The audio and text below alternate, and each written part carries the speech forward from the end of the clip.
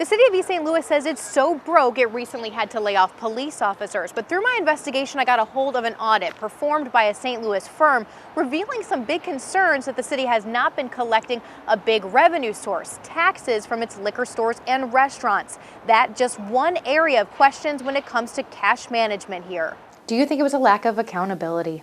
Of course. When Treasurer Charlotte Moore took office in East St. Louis earlier this year, she was alarmed by what she found. Was there any discernible system of organization here? None. Bankers' boxes stacked to the ceiling, important papers piled on almost every corner and on nearly every table. No clear record keeping, even huge checks left to languish uncashed. People were just writing bad checks to the city because they knew nobody was going to collect them. People were even writing checks on closed accounts. Now that's alarming. And there was no one checking up on that?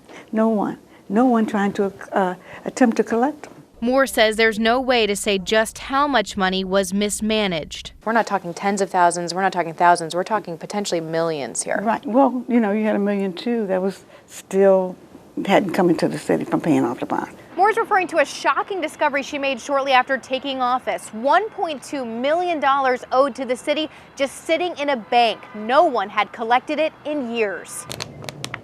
This audit I obtained was released just a few weeks ago. It outlines a number of serious money management concerns from 2014, some of them directed at Moore's predecessor, who lost his position in the election back in the spring. But one item really caught my eye. The collection of a 1% tax on food and beverage and packaged liquor should be a significant source of revenue in any town, especially in a place where liquor is a large part of the economy.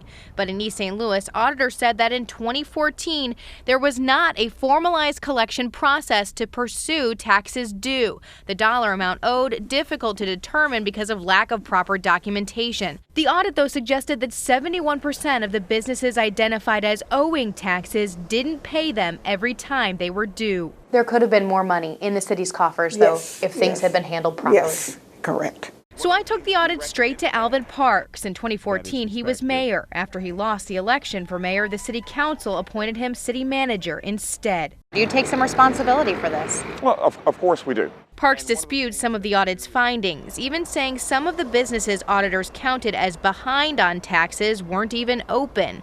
He's checking now to see if some of the money was collected but just mischaracterized into another fund. Still, he says they're making changes to ensure they collect what's owed. Are you confident that the businesses are paying what they should to the city? Well, let's say this. We're not completely comfortable going back that everyone has paid what they should have paid to the city, but we've put new processes in place over the last year to year and a half to make sure that things are being properly collected. But Moore says this was just one of several areas of improvement for money management in the cash-strapped city. This is scary for a lot of people. It is. About that $1.2 million, well, yep, the city finally collected it. But there is a lot more to this audit. Get this, it says that in all of 2014, only 8 parking tickets were paid. You can bet I'll keep digging into that. I'm Lauren Trager, News 4.